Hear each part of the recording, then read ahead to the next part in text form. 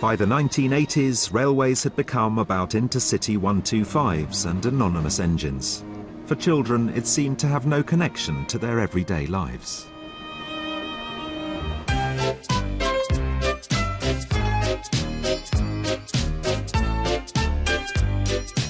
But in 1985, a saviour arrived. Gordon, the big engine, and Thomas the tank engine puffed buffer to buffer back home. It had been a busy day.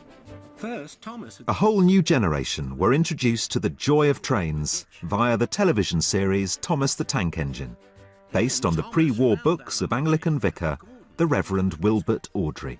Remember, Thomas, called Gordon grandly, united we stand, together we fall. Very few people are into model railways that are not into the real thing. Thomas has brought very, very small children into it with his sort of lovable looks, his little face and all that, where they relate to him. And it really also rather proves the fact that the railway engine is almost a bit human. There's something of an animal about it because you can put a face on, you know, you put a face on this thing, it's a personality. We have the Fat Director, later the Fat Controller once the railways are nationalised. We have the workers, there's a lot of interesting sexual politics going on there. The carriages are all female and all a little bit flighty. The wagons are rude working class fellows, you know, always cutting up rough. So, I mean, the politics of this railway is fascinating as well.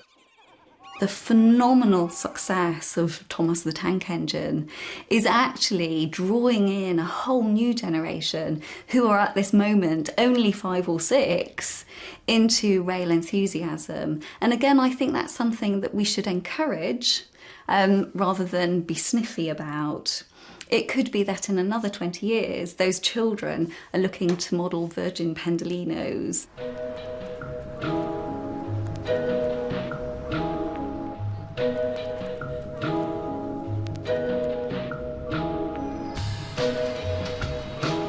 The new, younger modellers didn't just choose to depict the lost steam age of Thomas.